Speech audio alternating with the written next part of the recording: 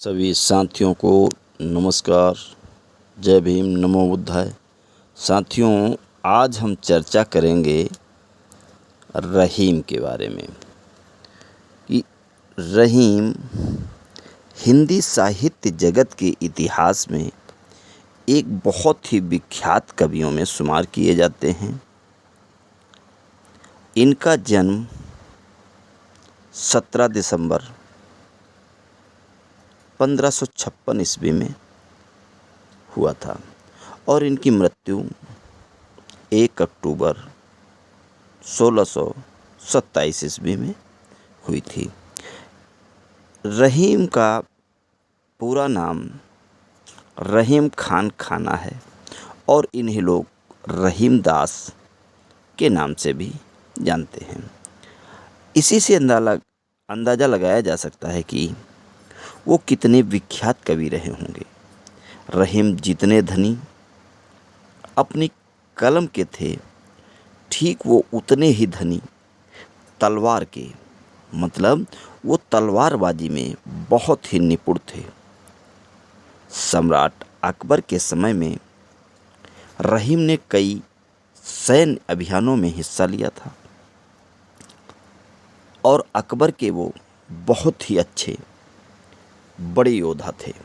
कहा जाता है कि कंधार, मेवाड़ से लेकर के सिंध, गुजरात और दक्कन के सैन्य अभियानों में रहीम ने बहुत ही अच्छी या अहम भूमिका निभाई थी। रहीम का अधिकांश जो समय है वो तो रण क्षेत्र में ही गुजरा और उसी के दौरान उन्होंने 11 रचनाएं की, जो कि एक बहुत ही कठिन कार्य है। इन्हीं युद्ध के मैदानों में फतेह हासिल करने पर सम्राट अकबर ने उन्हें 1584 ईस्वी में खान-ए-खाना की उपाधि दी थी। खान-ए-खाना का मतलब होता है कि खानों का खान, अर्थात सरदारों का सरदार।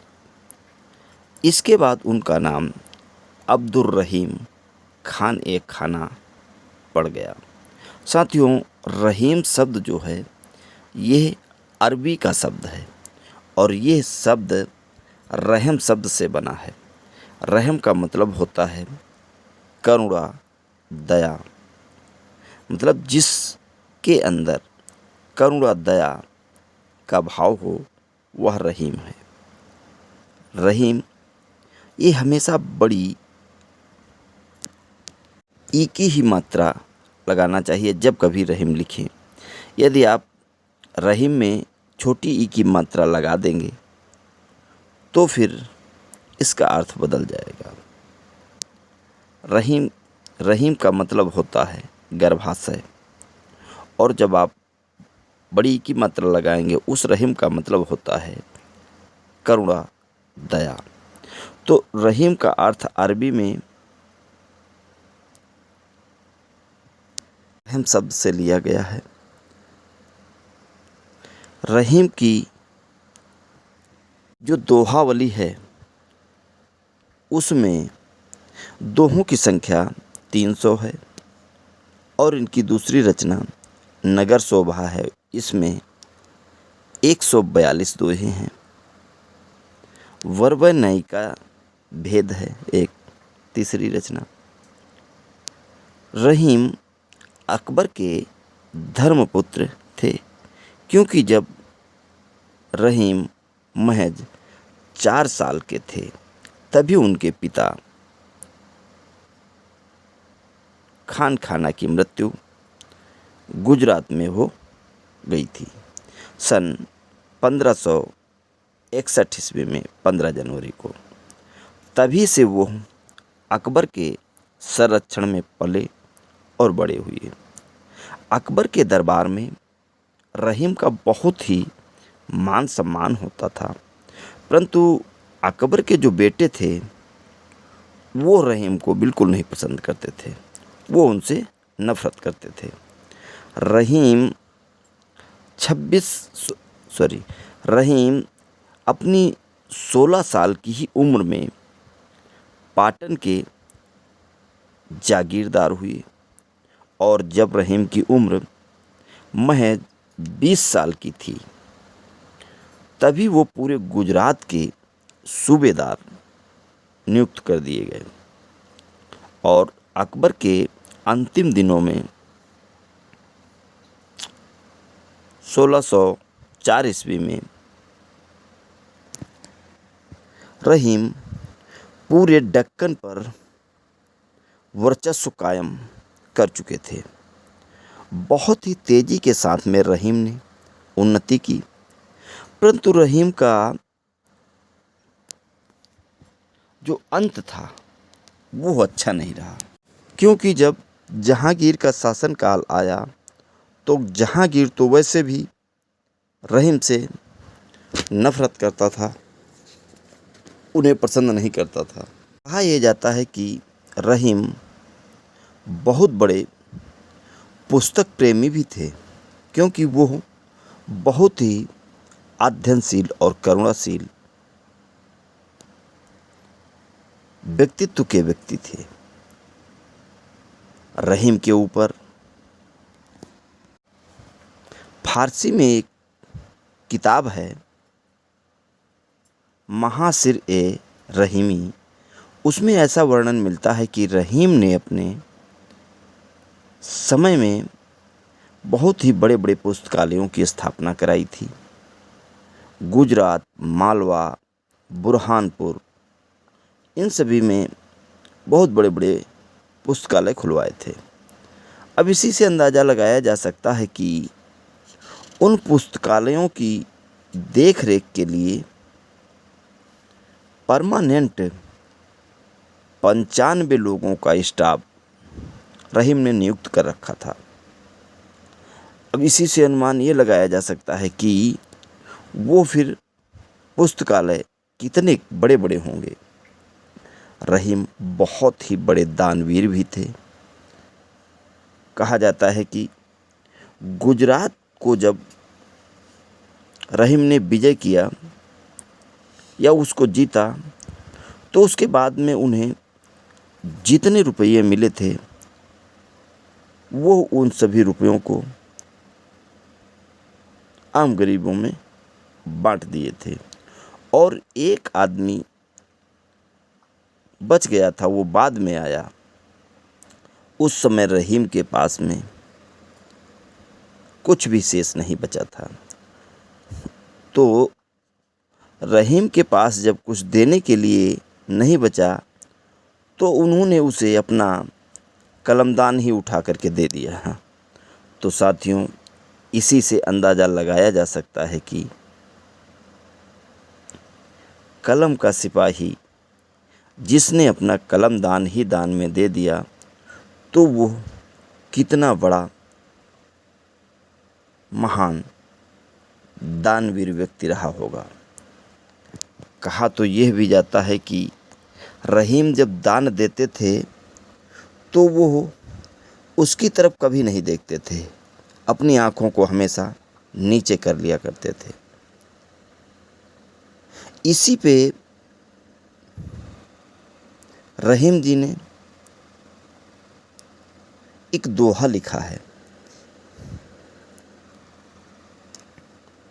कि देनहार कोई और है, भेजत 100 दिन रैन, लोग भरम हम पर धरें, याते नीचे नैन। एक बार कबीरदास जी से जब एक व्यक्ति ने पूछा कि आप जब किसी को भी कुछ दान देते हैं तो आप अपनी आँखों को नीचे क्यों कर लेते हैं। उसमें कबीरदास जी ने दोहा लिखा था, देनहार कोई और है, भेजत 100 दिन रैन, लोग भरम हम पर धरें, याते नीचे नैन। कि देने वाला तो कोई और है जो दिन रात भेज रहा है और लोगों को ये भ्रम है कि मैं दे रहा हूँ, इसीलिए मैं अपने आँखों को या अपने नैनों को नीचे कर लेता हूँ। रहीम बहुत ही उदार व्यक्तित्व के व्यक्ति थे। उनका एक बहुत ही सुंदर दोहा है, रहीमन वे नर मर चुके जो कहूँ मांगा न जाए, उनते पहले वे मुझे जिन मुख निकसत नाई।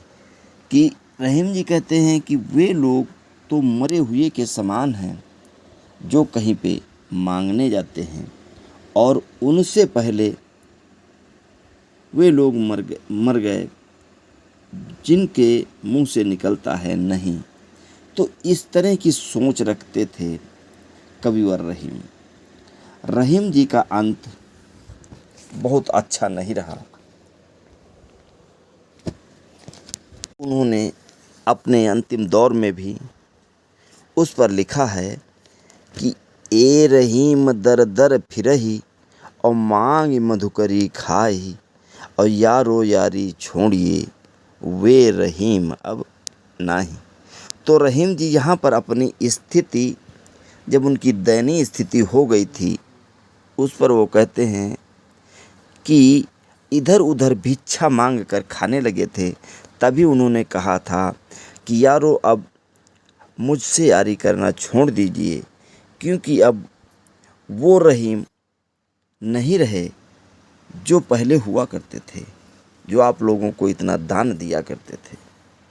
तो रहीम बहुत ही अपने व्यक्तित्व के धनी व्यक्ति थे, और रहीम जी ने अपनी दयनीय स्थिति के समय में ही एक दोहा और लिखा है कि रहीमन चुप हो बैठिए देख दिनन के फेर, और जब नी के दिन आई हैं बनत न लगी है देर।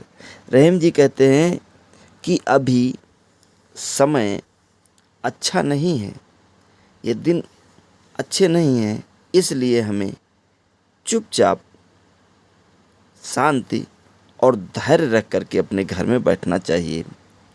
और जब हमारा अच्छा समय कभी न कभी तो आएगा, तो सब कुछ ठीक हो जाएगा। रहीम जी उन्हीं अपने बुरे दौर में एक और दोहा लिखते हैं और कहते हैं कि पावस देखि रहीम मन, कोयल साधे मौन, अब दादुर्वकता भय हमको पूछत कौन।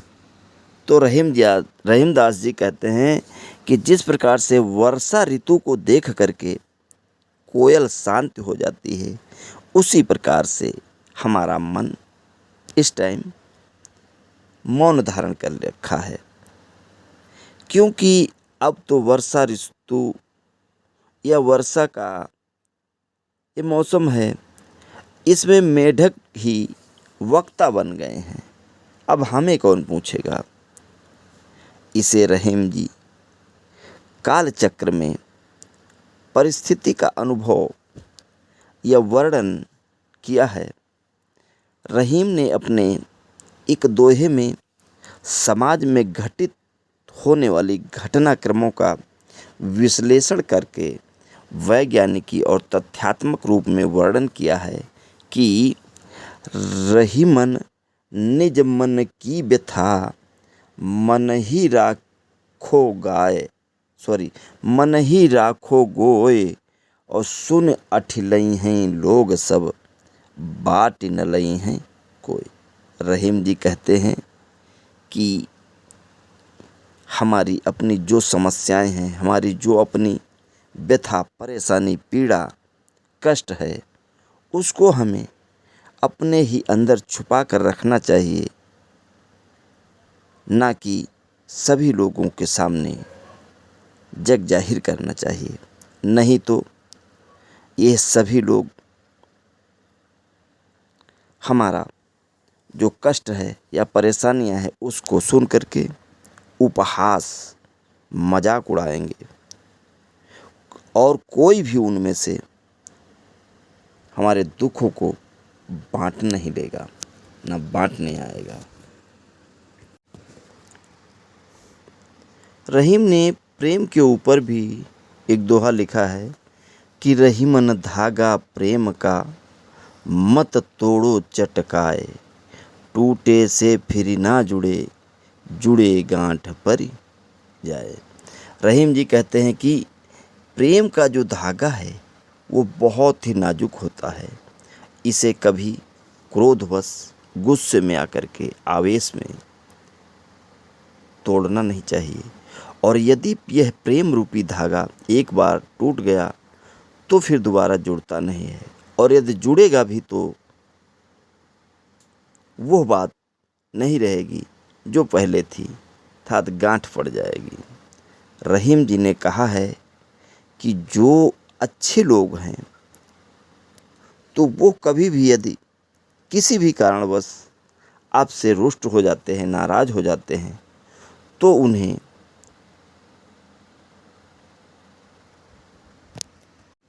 मनाइए। ये इस पर उन्होंने एक दोहा लिखा है कि रूठे सुजन मनाइए, जो रूठे 100 बार, और रहीमन फिर पोहिए, टूटे मुक्ता हार। रहीम जी की कहते हैं कि जो अच्छे लोग होते हैं वो चाहे जितनी बार, सैकड़ों बार रूठ जाएं, और उन्हें मना लेना चाहिए। जिस प्रकार से मोतियों की माला टूट जाने पर उसके मोतियों को हम फेंक नहीं देते हैं, उन मोतियों को हम एक एक करके उसी धागे में पिरोते हैं। रहीम ने बदजुबानी पर भी एक दोहा लिखा है कि रहीमन जीभ्या बावरी, कहिगी सरग पताल, आपू तो कहीं भीतर रही, जूती खात कपाल। रहीम जी कहते हैं ये हमारी जो जीभ है, जीभ्या है, त्वचा है, ये इतनी पगली है कि क्या बक गई, क्या कह गई, इसको कुछ पता ही नहीं है आकाश पाताल का, क्या कह गई। और वो तो कह करके अंदर चली गई, और जूती लात कौन खा रहा है, ये सर। आप सभी ने सुना। आप सभी का बहुत बहुत धन्यवाद।